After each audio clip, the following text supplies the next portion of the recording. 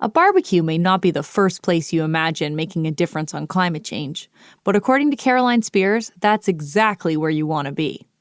So if you show up and you request a meeting with your state senator or your city council member, they'll usually take it. And you have that opportunity to ask them about recent votes that they've taken, ask them about their plans to solve climate change. And that type of pressure is incredibly impactful.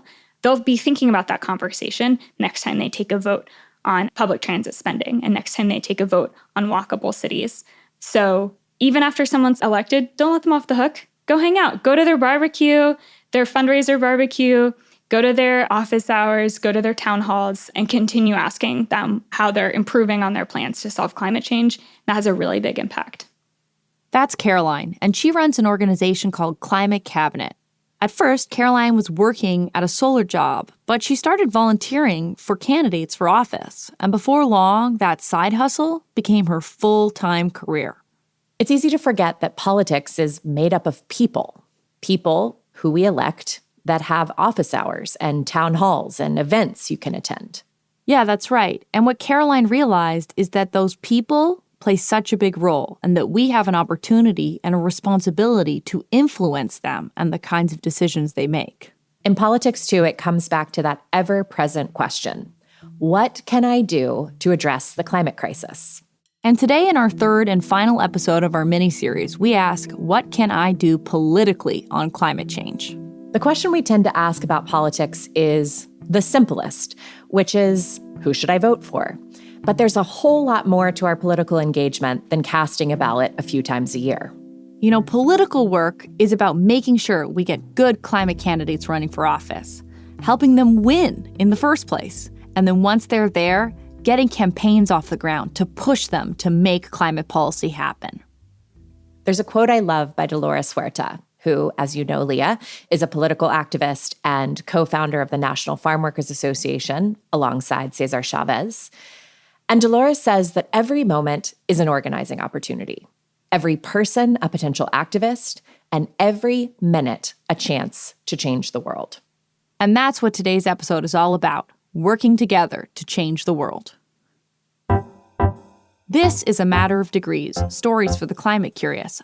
I'm Dr. Leah Stokes. And I'm Dr. Catherine Wilkinson. In this mini-series, we have been working our way outward through widening circles, from the personal to the professional, and finally the political, as we grapple with the question, what can I do? Now, Leah, the political is your specialty, so what exactly did you cook up for us this week? Well, so often when we think about working in politics, we just think about voting, but that's not the whole story. So to understand the full chain of how we get climate candidates to climate policy, I called up Caroline Spears, who we heard at the top of the episode. She's the executive director of Climate Cabinet. What we do is we help candidates run, win, and legislate on the climate crisis. So we get in early. Early money is so critical for helping these candidates get off the ground. We have the largest database of local climate action and political opportunity in the country. So we're actively tracking thousands of opportunities across the country to figure out which ones have really high climate value, a high climate ROI. What Caroline is saying there with ROI, or return on investment, is basically the idea that we want our biggest climate impact for the smallest effort. She's looking for races where there are razor-thin margins, where a climate candidate winning could mean the difference between a bill passing or one dying on the state Senate floor. So to help voters find these climate candidates, Climate Cabinet puts together a scorecard. What they do is they analyze how often each state legislator in the U.S. is voting for or against climate policy, and then they give them a score on a scale from 0 to 100.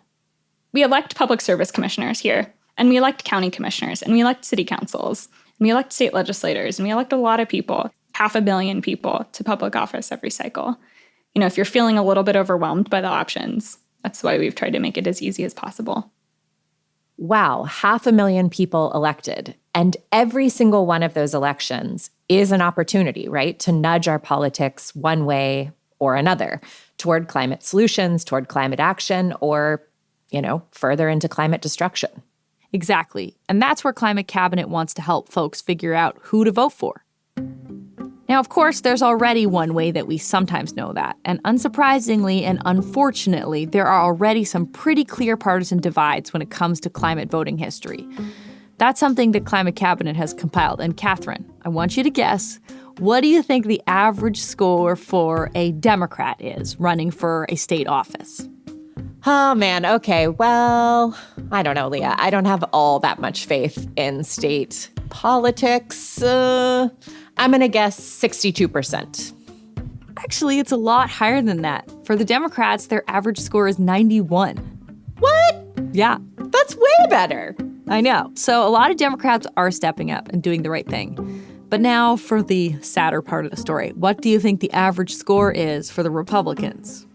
I'm going to give them a 6.2%. Okay, you're being a little too negative there, too.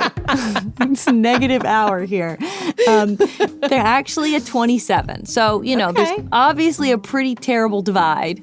But hey, maybe we can find the unusual Republican that does care or help elect one that would work on climate.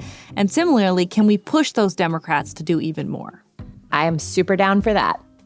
And so what Climate Cabinet helps people do is track all these exciting races that are coming up. For example, Caroline told me about this woman named Erin Zwiener. She's a Democrat, pro-climate state senator who's clinging onto a Texas district where Republicans are gaining ground. She's fantastic. She flipped a Trump district in 2018. She held onto it barely in 2020. She's up for election again this year. There are standout legislators in state legislatures across the country. And sometimes, in the case of Representative Zwiener, they are in very precarious districts. She has a 100% climate score, 100% from the Sierra Club of Texas. She's not in the majority party in Texas. She's a Democrat in Texas, but she uses the points of order and the rules of the Texas House and the Texas Senate to kill bad bills sneaky at the last minute. So literally last session, it's 11:59 p.m. The session's ending at midnight. The Senate side messed up their reconciliation language on an anti-electrification bill, and she called a point of order a minute to midnight and killed an anti-electrification bill on the floor of the Texas House. So there are some legislators out there who have an outsized impact on climate. And our goal, we got behind our campaign in a big way in 2020. We raised a bunch of money for her. We're going to keep supporting her this cycle because she really is having that type of impact on climate that's incredible. She's in a very tough race. She won her last race by 1,000 votes. That's basically all of our matchups. There's these razor thin margins.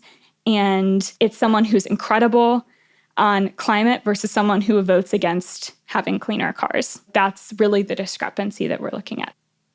Wow, that was a close call for Erin Zwiener. 1,000 votes is pretty thin margin, and I think it goes to show just how important every individual vote is. And there are a lot of important races coming up. But not every person running for office knows as much about this issue as Erin does. And that's another way that Climate Cabinet helps out. I started Climate Cabinet a few years ago when I was working for a solar company, and I started supporting candidates on the side. I was, especially at the time, was still really involved with folks running for state and local office where I grew up in Houston, and literally seeing the impact that state and local policy had on our ability to solve climate change. And then I started volunteering for candidates running for those same offices in state and local policy who wanted to be great on climate, but didn't know how. Solar and wind are the cheapest forms of electricity we have in the United States. It's definitely true now, and it's been true at this point for, a couple of years. And I was working with folks running for the same offices that decide how much solar to build in a state or whether we should build solar at all. Who didn't know that? Who wanted to be good on climate but had no idea that there were 250,000 people working on clean energy in the state of Texas. So I started supporting candidate after candidate, helping them run, win, and legislate on climate. I did that as a volunteer for about 2 years. And then as I was supporting more and more candidates, I got to a point where it was taking up a lot of time. And it was starting to become an actual full-time job. And there was a clear need because I was getting pretty busy. So I ended up quitting my job and doing this full-time. Well, in the spirit of our mini-series, I can't help but call out that I love how Caroline's story is about finding something she was really good at and then turning it into her climate job, into her full-time climate work. Yeah, and it was really important that Caroline stepped up. And I just thought when someone ran for office, people would come out of the woodwork and be like, all right, we're going to help you run for office. Here's what you need to know on all these big policies. And turns out that might happen for people running for president, but it sure doesn't happen for most folks running for state and local office. Yeah, I've seen that firsthand. I mean, sometimes a whole campaign on a local election can be one part-time guy.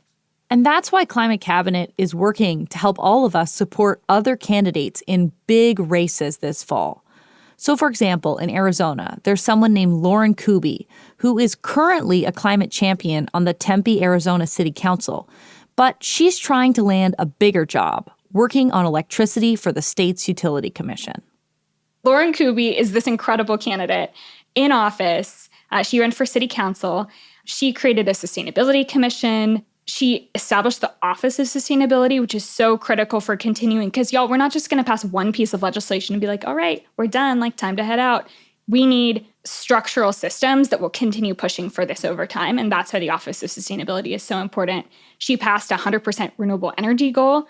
And she created an equity program to pay social justice organizations to get input on all of our climate plans so that we're building that in a way that actually makes people's lives better. That's what you can do as a city council member. And great example of someone who was passionate about this, had an incredible background, and then really executed in office. That's the power of a pro-climate candidate. And now, we're supporting for the Arizona Corporation Commission. She was there, city council, did this incredible work. And now she's running for the Corporation Commission. Okay, Leah, I am totally all in for the work that Climate Cabinet is doing. But our listeners might be wondering, hey, I'm not running for office. I'm just an average person, not a mayor, not a council member. What specifically can I do if I want to be part of climate politics? Well, I asked Caroline that, and she laid out a great roadmap for us. There are 4 big steps. Are you ready, Catherine? Totally ready. Got my pen. All right.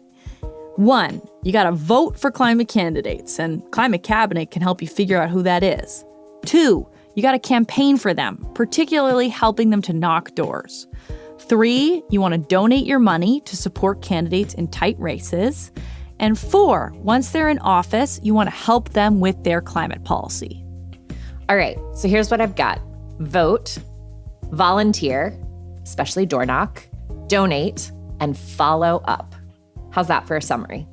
I love it. And so step 1 is voting. Caroline brought up this interesting study that I hadn't heard of. It's about the 2019 Canadian federal election. And the study found that a single vote could help cut 34 tons of carbon pollution, just in terms of pushing, a pro-climate person into office rather than an anti-climate person. That's pretty crazy. All right, well, that number, 34 tons, is really going to help me remember step 1. You got to bloody well vote.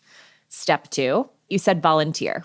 Yeah, and it's important to remember that not everybody can vote, right? Age, citizenship, felony disenfranchisement.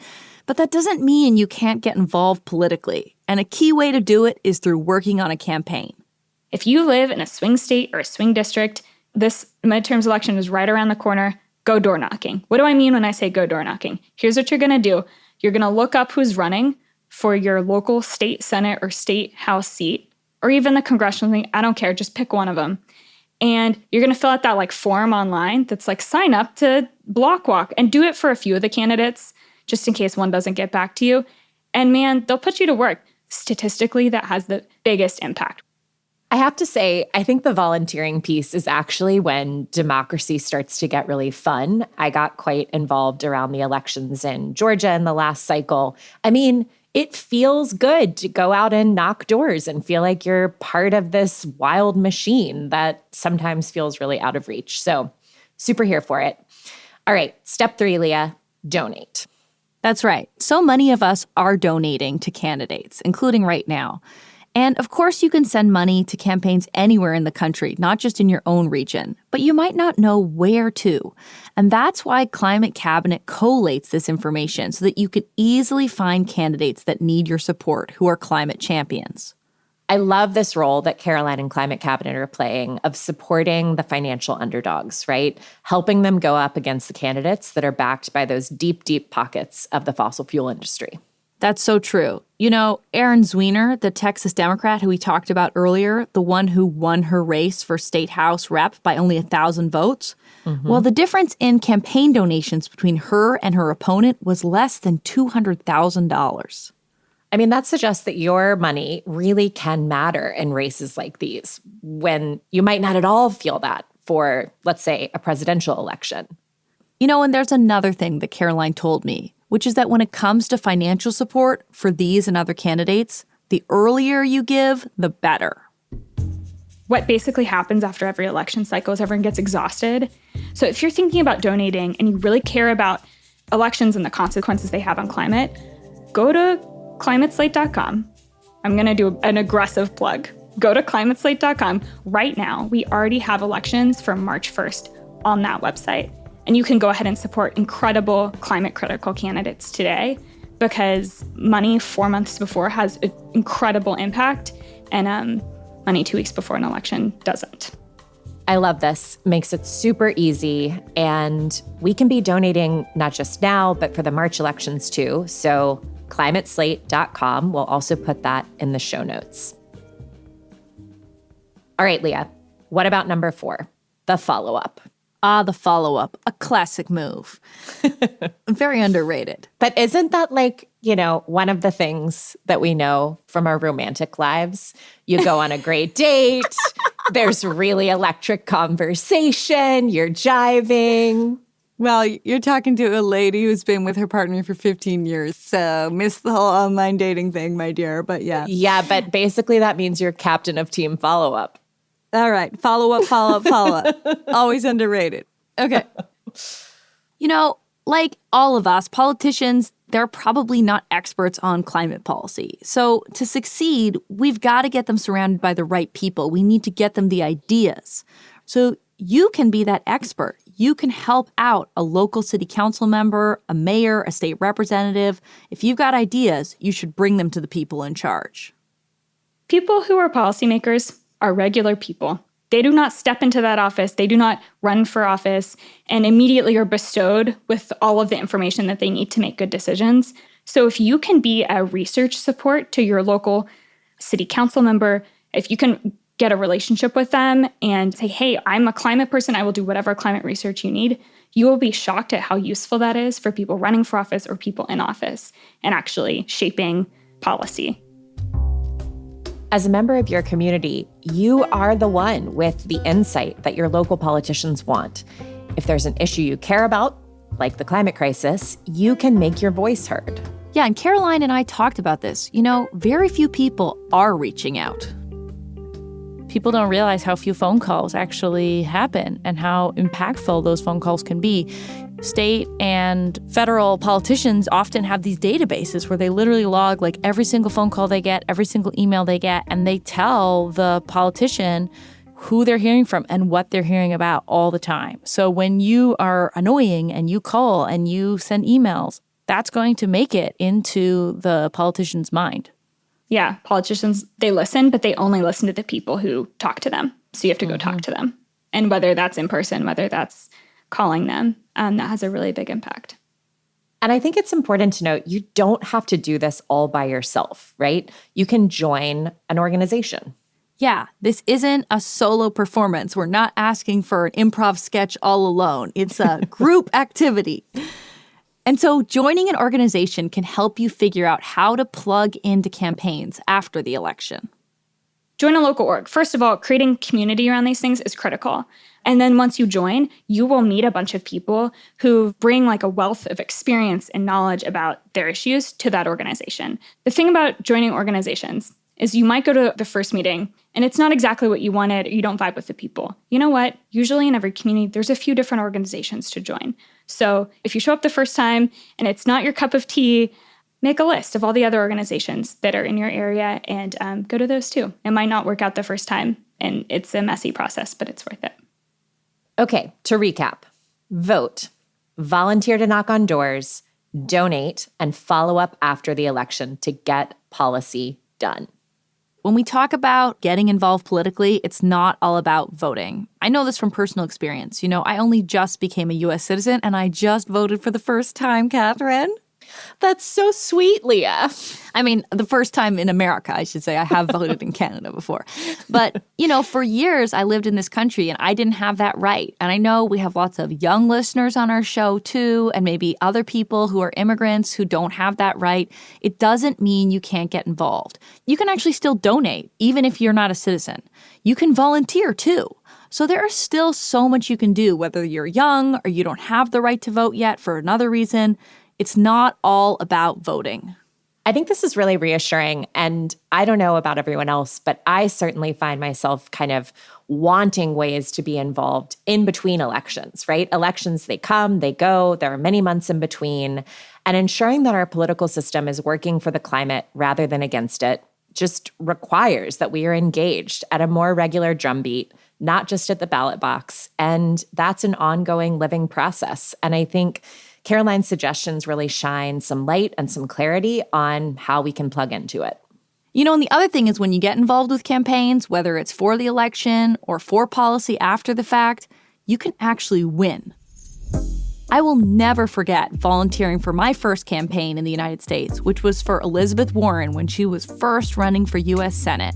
And that night, when she won, it was just electric. My friend and I, we went down to the victory party in downtown Boston, and it felt amazing.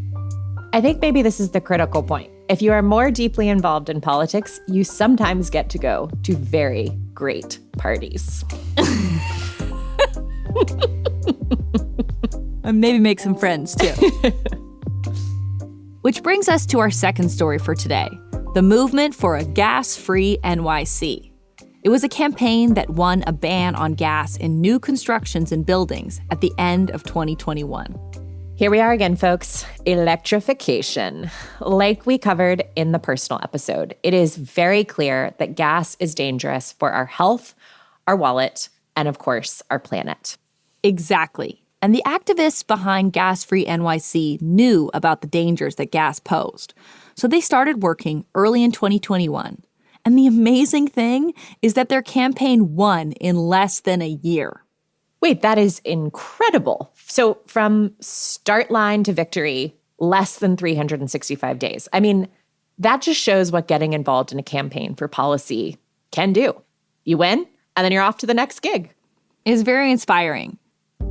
And to learn more about this successful campaign, I called up Sonal Jessel, Director of Policy at We Act for Environmental Justice, which is based in northern Manhattan in New York City.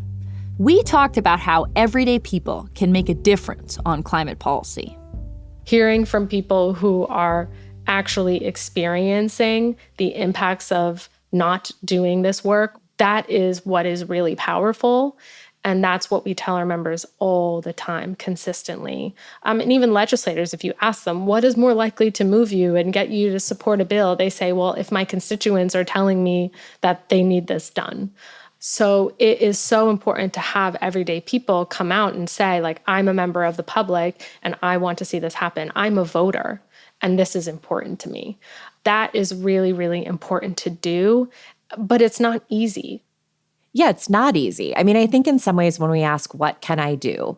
Well, getting involved in an activist campaign, it can be a heavier lift. It can just require more of our time. That's true. And that's also why, you and I are always telling people, if you want to get involved, join an organization. You don't have to figure this all out by yourself, right? Mm-hmm. An organization can clue you in on when there are these high impact moments that your voice and your time will really make a difference. Yeah, you're not just sort of floundering, like hoping that you're doing the right thing. I think that's really important.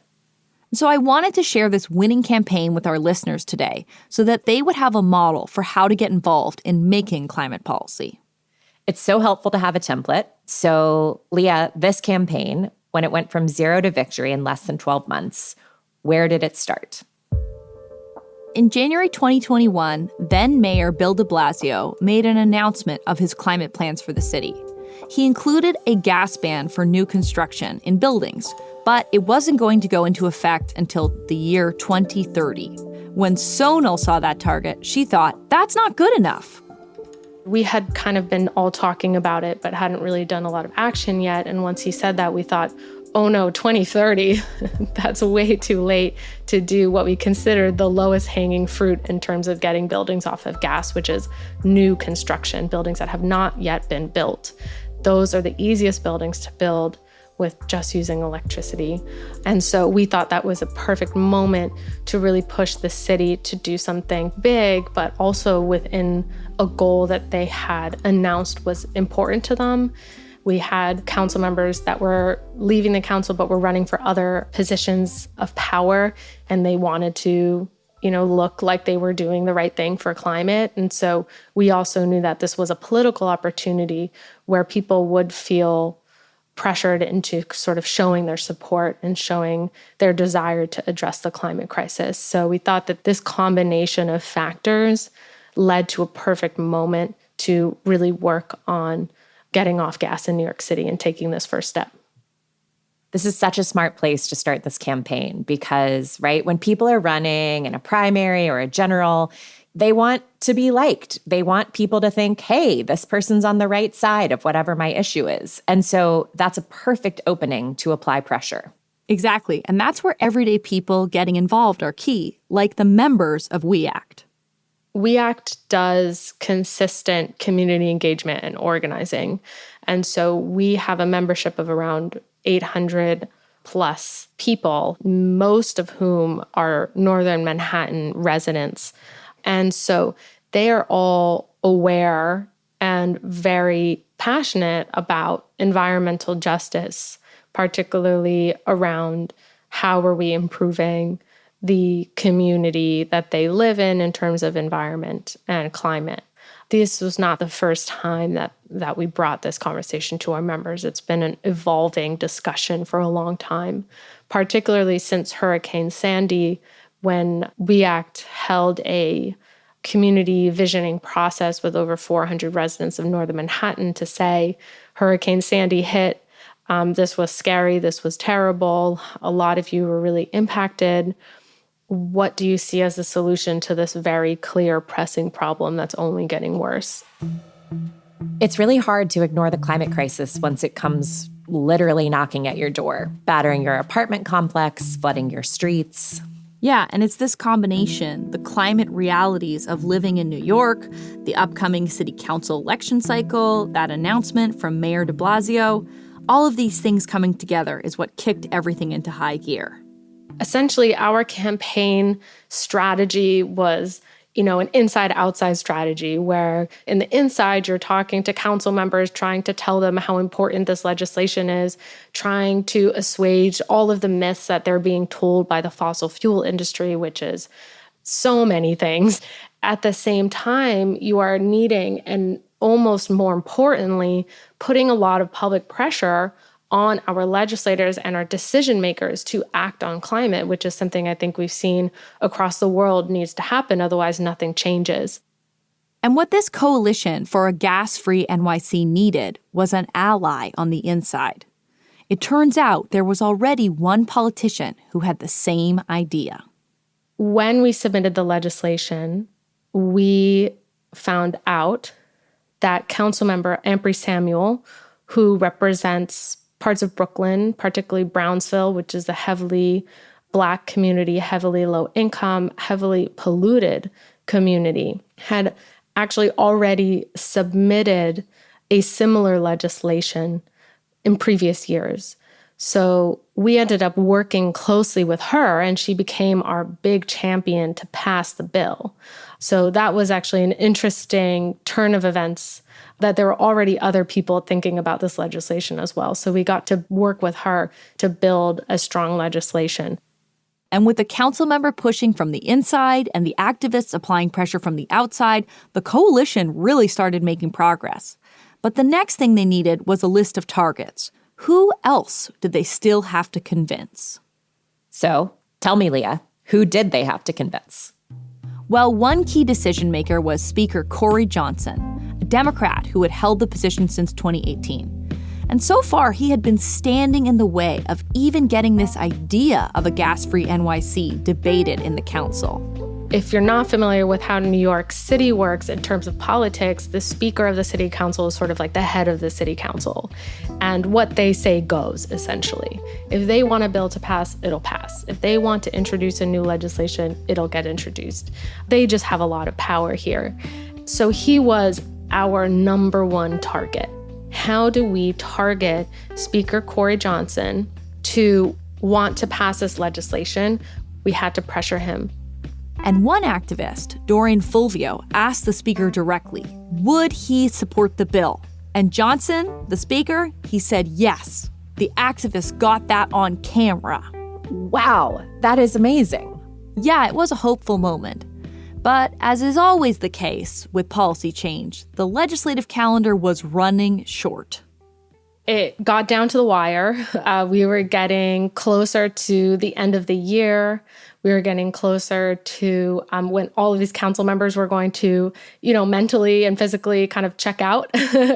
And so we were really upping the public pressure. We had a lot of events with many members of the public coming out and rallying outside of the speaker's office, rallying outside of City Hall, holding press conferences.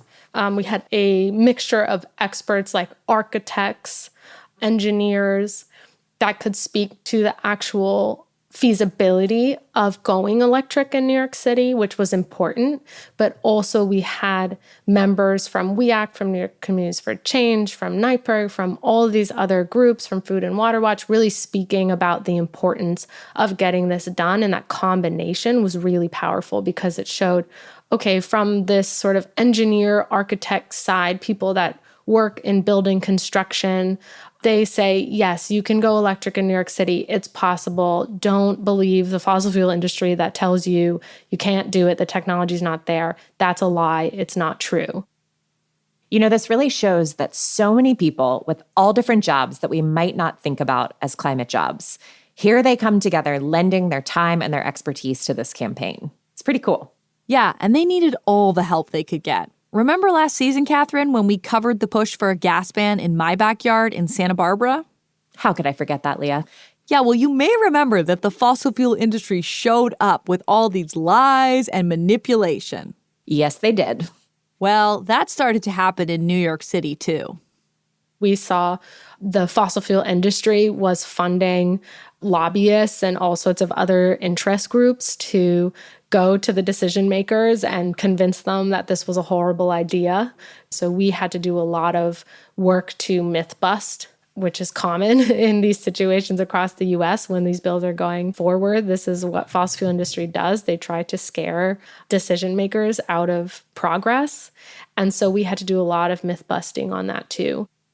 But the campaign kept pushing back against this fossil fuel propaganda, and they managed to secure a hearing.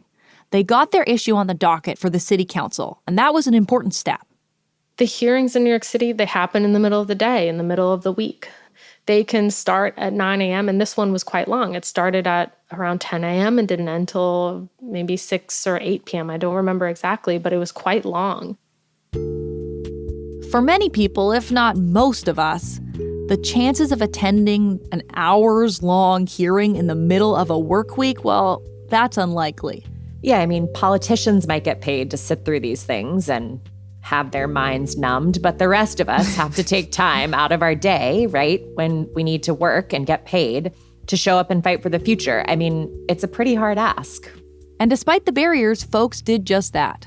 Wow, that's awesome. Yeah, the community came out in spades. It was experts, people who do buildings like architects and engineers, but it was also everyday people that live in these buildings in New York City. Normally in these hearings, speakers from the public are given 5 minutes to make their case. But the Gas-Free NYC campaign brought so many people that the council was forced to limit speaking time to just 2 minutes. And despite that, the hearing lasted for over 5 hours. That was important, combined with members of the public saying, hey, my apartment flooded during Hurricane Sandy, and I really don't want this to keep happening. I don't want to have to leave New York City because it becomes uninhabitable because extreme heat gets so bad in the summer and hurricanes get so bad in the summer to late fall, and it gets too cold in the winter for this to be a habitable place, or I have poor air quality in my home and I have asthma, and I think that my gas stove is a huge source of that. There are studies to back that up. And so having the combination of those narratives from the people that create the buildings to the people that are living in the buildings was a really powerful intersection that helped really move the needle on moving the bill forward. Wait, Leah. Weren't you one of the people giving testimony and making this thing go on for hours?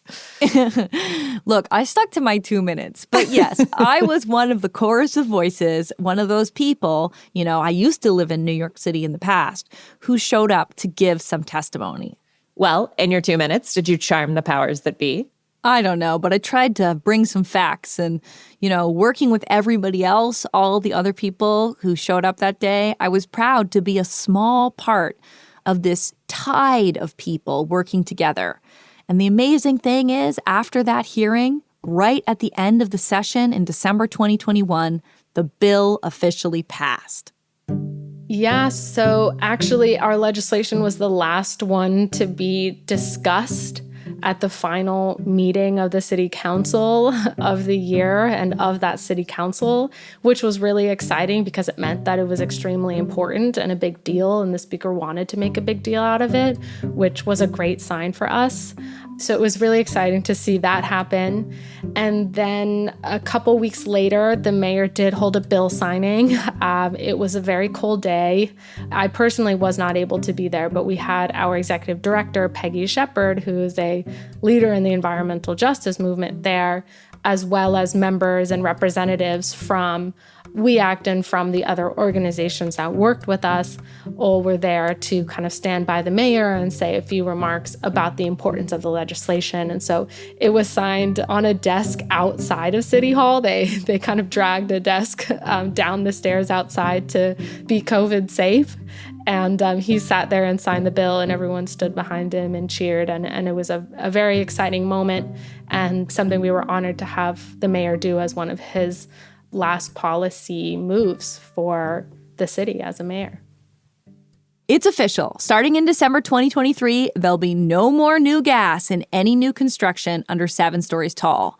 And starting in 2027, a few years after that, the same rule is going to apply for all those tall buildings in New York as well. I mean, this is significantly faster than the mayor's original goal, 2023 and 2027 compared to 2030. I mean, that's pretty impressive. And who's to say that 2030 would have even happened anyway?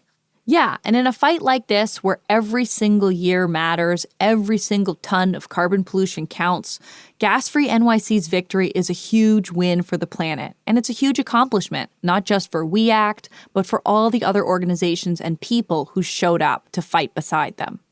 And it's honestly a huge success for all New Yorkers who are going to reap these incredible benefits of electrification.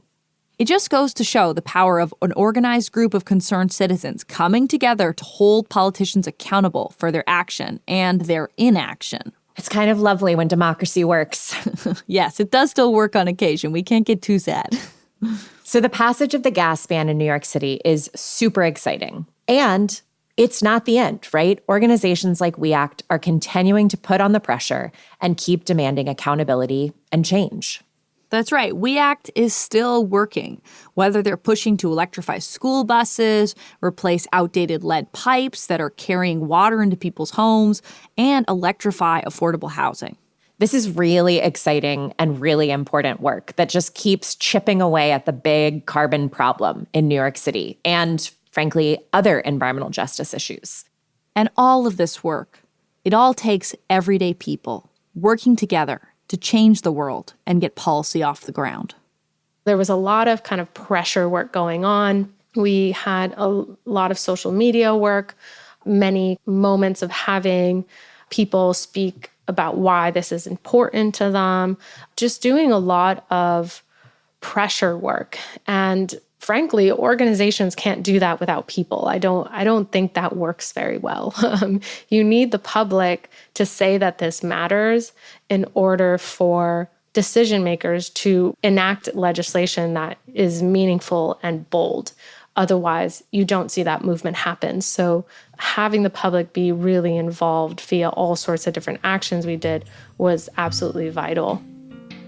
Leah, hearing these stories from Caroline Spears and Sonal Jessel, it makes me think about what we mean when we say get involved, quote unquote, politically. We've got to work to help elect climate champions. We've got to vote, to volunteer, to donate. But the work does not end there. It does not end at the ballot box or even at that electoral victory party. That's the follow-up that Caroline talked about, right? And that's what Sonal Jessel was doing, what We Act was doing with this campaign. Democracy just simply doesn't end on election night. Once politicians are in office, even the most progressive ones, don't look away. Keep up that pressure. Politics is not just some machine where we pull a lever and then we let it run on autopilot. Democracy is manual labor. We've got to work on it. We've got to return to it every single day. So this feels a little bit bittersweet, but I think we've come to the end of the miniseries. We've tried to answer for all of you that perennial question. The one we hear again and again, what can I do? And when it comes to this work, Catherine, it isn't all eat your vegetables, right? It's actually a lot of fun. And that's because we're doing work that matters and we're doing it in community. So this brings me back to Sarah Lazarovich. Remember from our first episode about personal action? Mm-hmm. She said something that really stuck with me. There's that Bill McKibben quote that's like, organize, organize, organize, which I actually think is like amazing but hard. So I just change it to like join, join, join. Because I think when people get like climate radicalized or not radicalized, because there's nothing radical about wanting to have like a future habitable planet. When people get climate, concerned, they're like, they just immediately run out and they assume that like no one's done anything before and they've got this thing that they've got to do. But usually if you look around, there's like a bunch of other people who are already agitated about that thing too. So you've got to just find those people first because it will make life a lot easier. I love this point that Sarah makes, and it actually reminds me a lot of something that Amanda Suter said. You all heard her in our second episode. And she was describing what was ultimately the linchpin of making this transition from oil and gas work into climate work. And it was the community that she found at the climate education program, Terra. I just found this whole community that supports me. And so I turned back to that community. I turned back to Terra. I reached out to the people within my energy transition class, my oil and gas transition class. I reached out to people within my cohort. I practiced for my interview with the city of LA, my second one, with people that were in my cohort.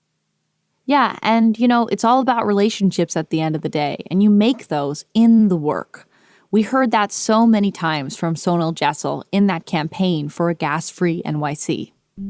I think that the lessons learned from this gas-free NYC campaign is that getting involved in your local organizations is a really, really powerful way to move the needle on climate action. So whether you have a base building group that is somewhere near where you live doing local work, you can really get heavily involved. And that's something that we like to do with our members is they become experts in one or two specific policies that they find really interesting and are along for the ride when it comes to strategizing. Oh, where should we hold these rallies? What should we say? Who wants to speak? Who wants to call this council member? Who wants to call that council member? Having members be really involved, I hope, was empowering for people. And it really did make a huge difference in passing such a big legislation. And so across the United States, people can get involved by volunteering with their local community-based environmental organizations and really push for policies through that realm. And also because it's going to be applicable to your everyday life. You live in that place. You know it better than anyone else. And you can speak from experience, and that is a very powerful thing. So, what can I do? So much. Should we go through all the things really, really fast, Leah? All right, who can go faster? All right, rapid round. Okay. Okay, electrify your home. Move your money. Push for climate solutions in your workplace. Strike out on your own journey. Find a climate job in need of your skills. Vote, door knock, donate, follow up. Join a campaign. Join an organization. Woo, woo, woo! But I think even more than any of those specific answers, the key thing is to keep asking the question, what can I do on climate change? I can't help but think of our friend Rilke, who was a big fan of living the questions themselves. And if we keep living into the question, what can I do? We're going to keep getting to different and hopefully better answers over time. That question is going to change for different people, different places, different parts of their lives. And I think the thing that happens, Leah, when we keep asking it, and when we ask it not just alone, but in community, the question itself starts to shift. That's right. It moves from what can I do to what can we do together. A Matter of Degrees is co-hosted by me, Dr. Leah Stokes. And me, Dr. Catherine Wilkinson. We are a production made in partnership with Frequency Media, the 2035 Initiative at UC Santa Barbara, and the All We Can Save Project. Thanks to our funders and supporters who make this show possible. Energy Foundation, Northlight Foundation, McKnight Foundation, Bloomberg Philanthropies, and the 11th Hour Project. If you're digging the show, please hop on Apple Podcasts or Spotify and give us a 5-star rating or leave us a review. Jordan Rizzieri is our producer. Catherine Devine is our associate producer. Ina Garkusha is our supervising producer. And Michelle Corey is our executive producer. William Cagle and Ellie Katz wrote the script, and Isabel Moncloa Daly and Becca Godwin were script editors. Matthew Ernest Filler is our lead audio engineer, mixer, and sound designer, with dialogue editing and additional mixing by Claire Bidigary Curtis. Rose Wong designed our new show art, and Sean Marquand composed our theme song. Additional music came from Blue Dot Sessions. Research, fact-checking, and production support by Amarachi Metu and Daniela Schulman. Come back soon as we tell more stories for the climate curious.